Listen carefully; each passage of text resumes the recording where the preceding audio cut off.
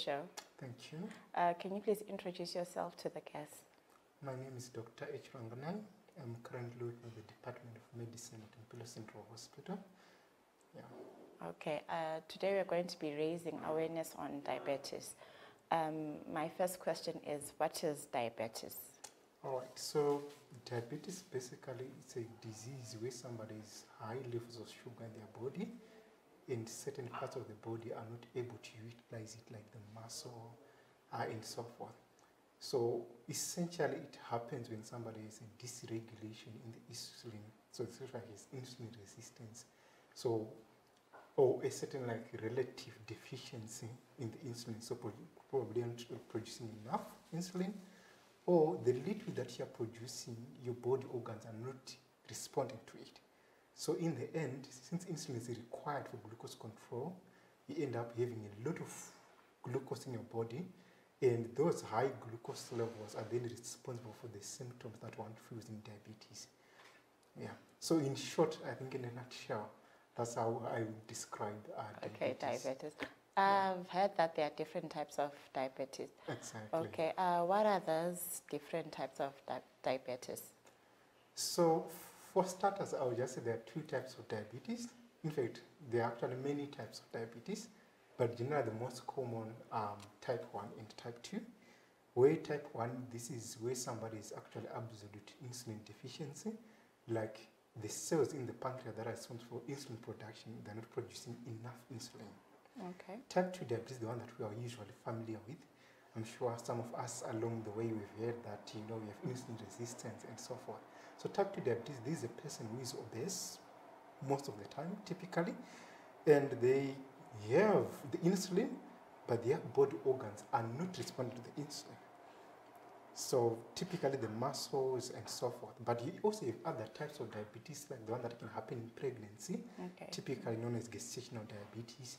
There are also other rare forms of diabetes that can also happen as a response to drugs, for example. There are certain drugs that can, you know, interfere with insulin function, resulting in what? In diabetes. So most common, type 1, type 2. Type 1 and type 2. Okay, yeah. I've heard that type 1 can be genetically passed on to you. Okay, so typically actually it is type 2 that is a genetic component. Okay. Then type 1 usually is when you have autoimmune, or like your body's immune cells are destroying the cells that produce insulin in the pancreas. So in the end you end up having fewer cells to produce the insulin. So your sugar starts to accumulate in the body. So remember the phenomenon that I told you about initially, that you have all the sugar, but your muscle is not using it. Okay. So if you see that a patient will start losing weight, yet they have high sugars in their body, because their body organs are not able to utilize that. So usually type 2 is the one that is sort of like a genetic component, most of it. You have, you know, if your auntie, your brothers, your mother, your father also have type 2 diabetes, you have a higher chance of getting diabetes. So you need to be on the lookout actually, or you need to actually just live a healthy lifestyle so that you lessen at least your chances of getting diabetes. Yeah. Okay, and what are the tests that are done to check for diabetes? So generally for you to make a diagnosis of diabetes, a patient has to come with the symptoms. So they're feeling extremely thirsty, they have a dry mouth, they're also feeling a little bit weak, they are going to urinate a lot, they are taking a lot of food. Remember, this is what I was telling you in the first, you have glucose in your blood, yes, but your organs are not really feeling it. So it's like you're in a dam of water, but you're very thirsty. So your body organs will interpret that system as a system of hunger. So it tends to take more food, but that glucose is going to accumulate in your bloodstream, and then you're passing it out through the kidney. So when the glucose passes out through your kidney, it also passes with water. So most of the time you find yourself running to the toilet, and you're also taking a lot of water, you're also feeling hungry most of the time. So the first initial test that people usually do when somebody comes to a hospital is a hemocheck. It's a random blood sugar level where you just test your blood sugar levels. Then the other test that you can do, you can actually do, there's one which you call an HbA1c. So this one actually gives us, you know, how has been your sugars over the past 2 months. Okay. So over the past period, maybe 3 months. So HbA1c talks more about the long-term control. and we also use it as a form of determining how we are going to manage our patients. So majority of the test, generally in our setting, we just do a hemostick. If it is concurrent with the symptoms, then you make the diagnosis.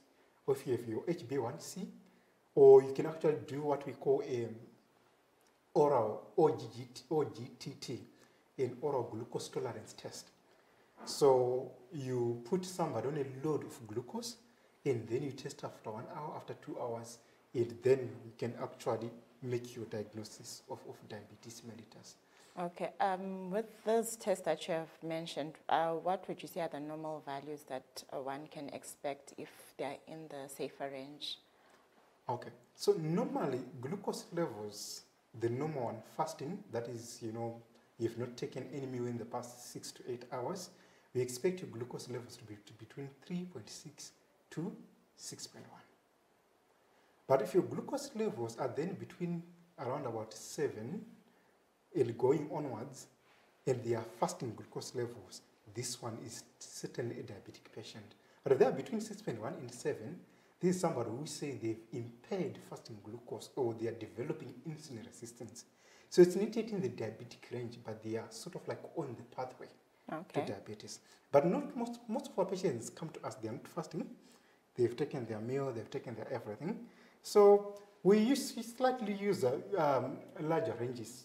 So if it is just a random sample, like I come to you and do a more check, if it is less than 7.8, I'm happy. Okay. But if it is between 7.8 to 11, that is impaired fasting glucose. You are starting to develop insulin resistance. Okay. So it's sort of like a warning sign. Then if it's greater than 11, certainly this patient is diabetic combined with the symptoms of excessive thirst, weight loss, passing a lot of urine, and excessive appetite. Okay. Yeah. There's a term I've heard about pre-diabetes. What is that? So pre-diabetes, that one that I'm actually defining is impaired glucose tolerance. So some of you may actually talk of insulin resistance and things like that. So it's essentially talking about this period where somebody is not overtly diabetic, but their sugar levels are not within the normal range. Okay. So this is somebody with a random blood sugar of between 7.8 to 11. So this is a person that has pre-diabetes. They are sort of like moving toward their diabetes. So with any of chronic or non-communicable diseases, it's not like you have a full-blown thing like a flu. It's like you have a spectrum. Start from a normal, and then somebody is moving towards, and they become overtly developing the disease. So you can actually see that somebody is if they have impaired fasting glucose or they are pre-diabetic, if they change their lifestyle, their glucose levels may actually come back normal. But there are certain things over that will be driving the insulin resistance. Like if you're obese and have a lot of fat, we know that fat in the body opposes the action of insulin. Yes. So if somebody is obese, usually most of them will have what?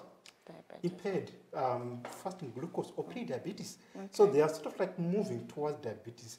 So when they come to an expo or some health convention, it is that somebody has these abnormal glucose levels that are not diabetic, you need to warn that patient, better change your lifestyle and eat healthy and start to exercise, stop smoking and things like that.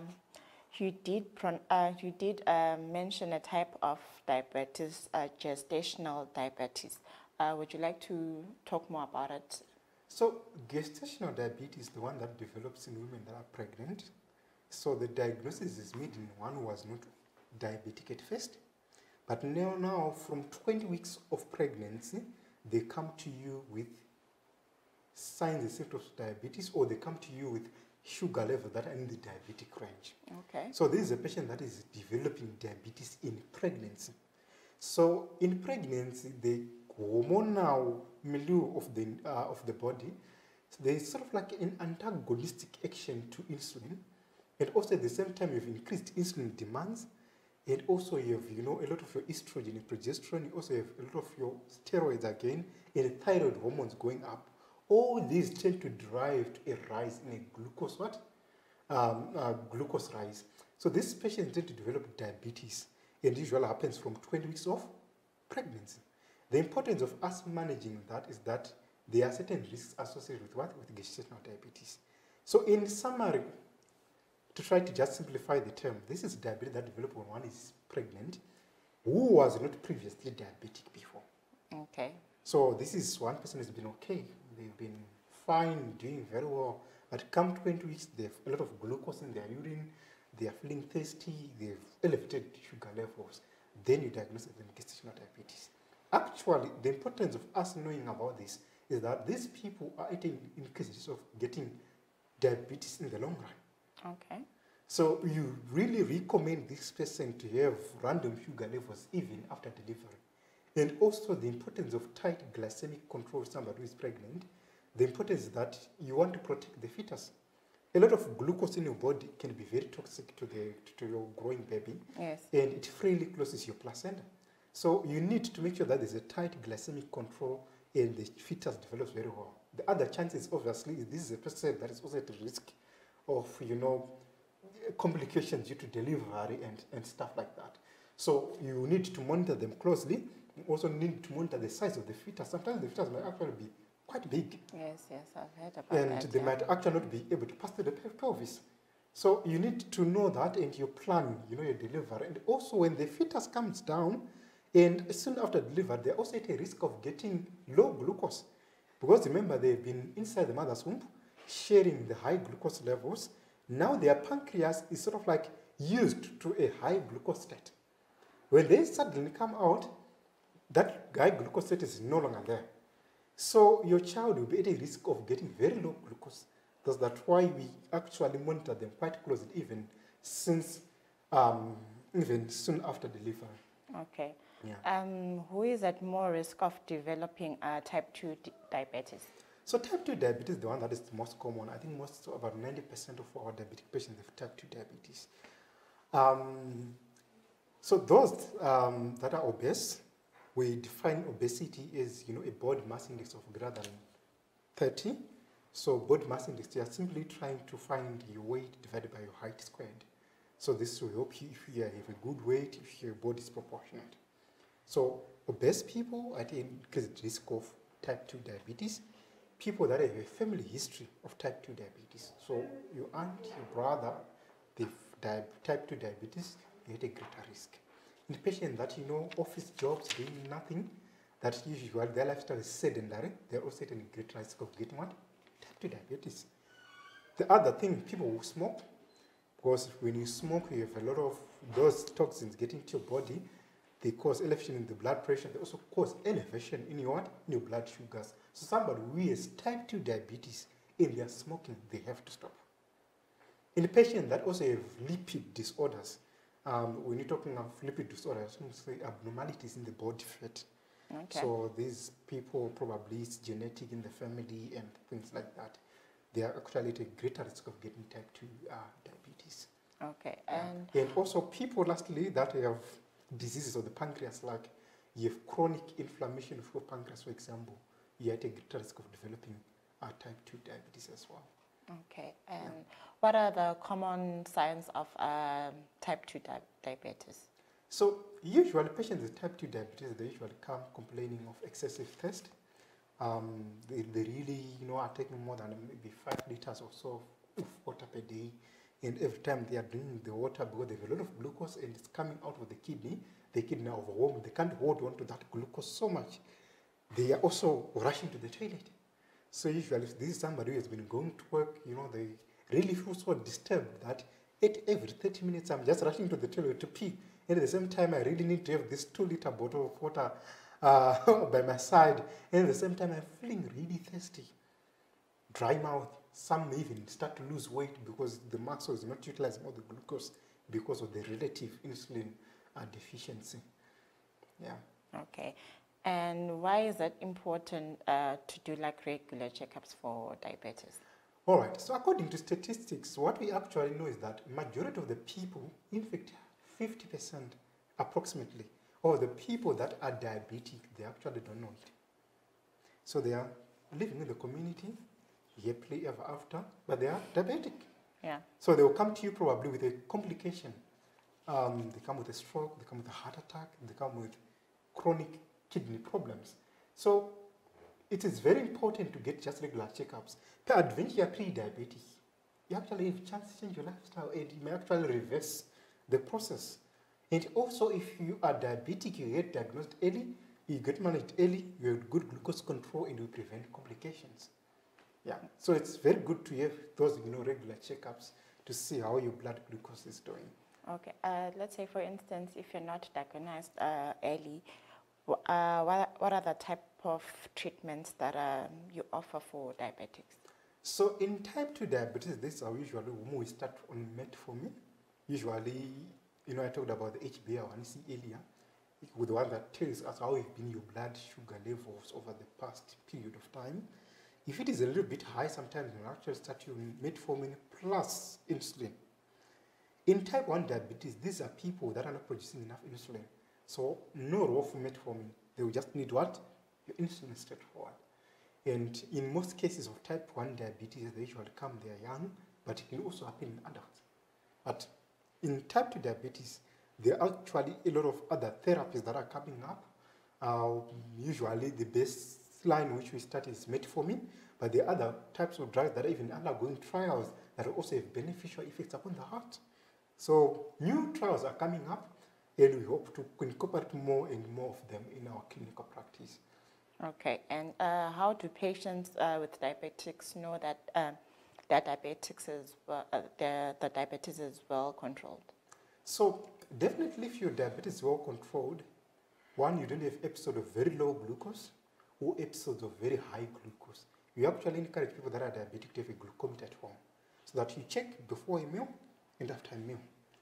This will actually give you an index of how well your diabetes is controlled. So when you do those glucose checkups, you actually write down the values. When you go for review, at the end of the course, as you grow, since you're going to grow with the disease, most of them eventually they come to know, if this value is like this, I need to act. If the value is like this, I need to act. So with those regular glucometer checkups, and usually we usually target, your blood glucose levels to be between around 7 and 10. It should be a little bit fair. Yeah. So if your random blood glucose is around 7 and 10, we are happy. Probably you're doing quite fine. If it is a little bit too low, probably you're getting an overdose of insulin, and that may actually need to be regulated as well. So that's how, at least the simplest way in which you can actually check if somebody is doing very well. But because we know a spot blood sugar level is not reflective of how you've been doing, usually at hospital every 6 months, we usually do what we call the HbA1c that I highlighted earlier. Yeah. This one that gives you, a good spectrum to show you how it's been the control over some time. So if it is okay, then we know that we are doing well. Okay. You've mentioned that diabetes is a lifestyle disease. Exactly. How can the complications of diabetes be prevented? So the complication that comes about in diabetes is because of the high glucose levels in the blood. So if your blood becoming a little bit viscous, it's becoming a little bit thick, you have strokes, you have kidney problems, you have eye problems. I think we've met our relatives that are diabetic and they have difficulty in seeing. So in the key to prevention of complication, one, you have lifestyle modification, and to also ensure that you have a tight glucose control. So if your glucose control is good, generally you don't develop complications. But sometimes in our setting, we have people that present late. They also present with complications already. They come to you, they're already hypertensive. They come to you, they already have heart problems. They come to you, they already have a stroke. They come to you already, they have already visual problems. But even in those problems, that a tight glycemic control will actually prevent further progression of those complications. So the moment you have a tight glucose control, you tend actually to do very well. Okay. Yeah. And when it comes to diet, how is the diet for a non-diabetic different from a person who's diabetic?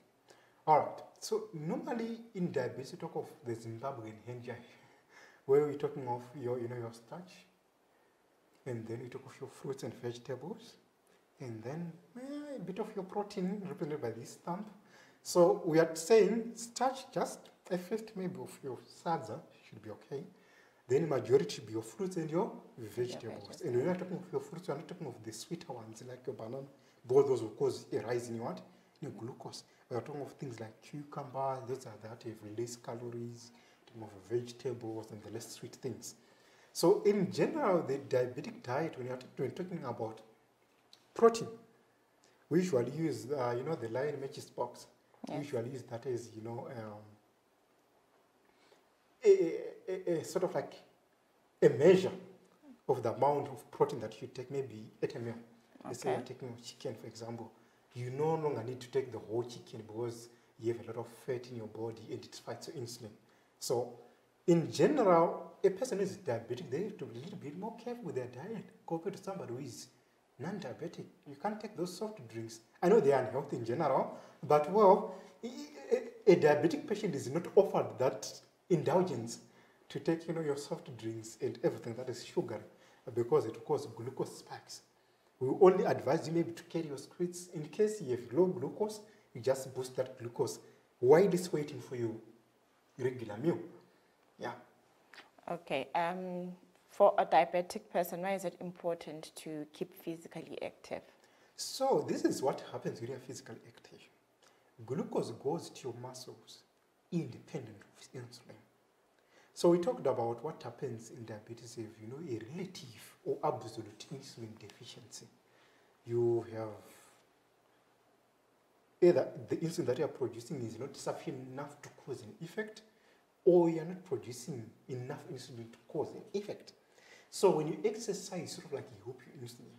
So even when we are talking of the diet, for example, we actually talk about dietary modification. One is planning maybe to go to do some physical activity. Let's say they are planning to do it in the field. Instead of just having one fist, we can say let's take 2 fists of what? Of your starch. Because we know that a lot of sugar will leave your bloodstream and go to your muscles. So if you are physically active, one, it also has an impact on the dose of your insulin. It also has an impact on how your body handles the blood sugar, because the blood sugar also goes to your muscle independent of the insulin. So you're actually like helping your pancreas. At the same time, you are burning the fat that is causing insulin resistance. So it's physical activity, it's golden when it comes to control of diabetes. I cannot overemphasize it. It has to be part of the lifestyle of a diabetic patient. Okay.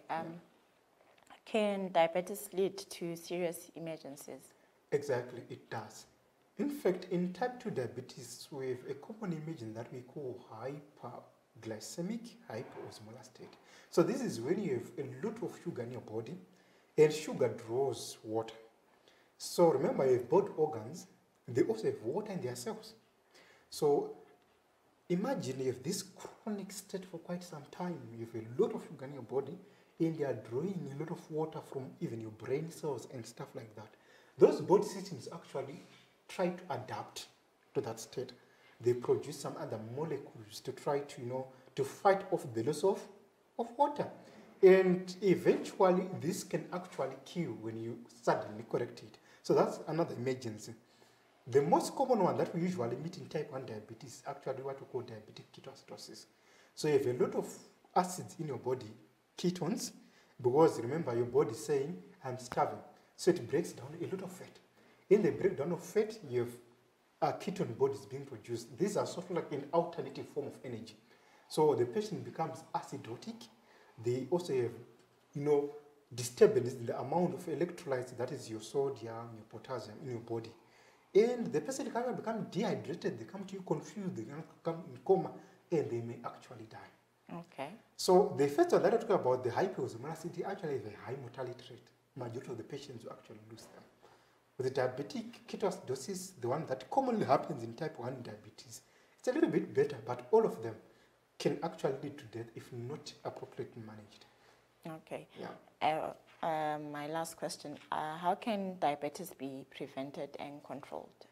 So, with type 2 diabetes, you can modify on smoking, you can modify on your physical activity, avoid sedentary habits. When you're working in the office, have a regular exercise program, eat a healthy diet, avoid a lot of fats, especially the trans fats.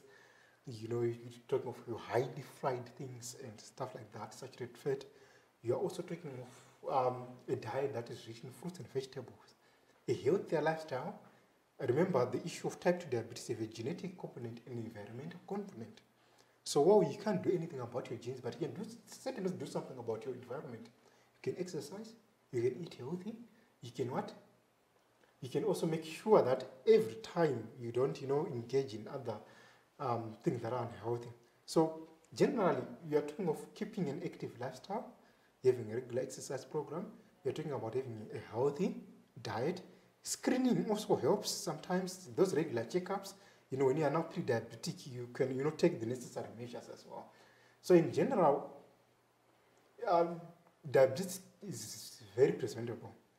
Even the type 1 diabetes, if it comes, if you change your lifestyle, the control actually tends to be better. If you read one of the books of medicine, which is my favorite, Kumar and Clark says, there is no medicine that will replace lifestyle changes in diabetes patients. So even if you have all the insulin in the world, you still need to change your lifestyle to have a good control. So you can live healthy, you can exercise, you can have good nutrition, you can take a lot of water, you can avoid smoking and harmful use of alcohol, you can avoid stress, you can have, fresh air and things like that, you can, get adequate rest. All that is very important. Good nutrition. All those principles are very important in making sure that you don't pull the trigger of getting diabetes. Okay, thank you so much for joining us. You're welcome. Thank you for watching today's episode of Health and Living. I'm your host, Sipho Mhlanga, and it's goodbye.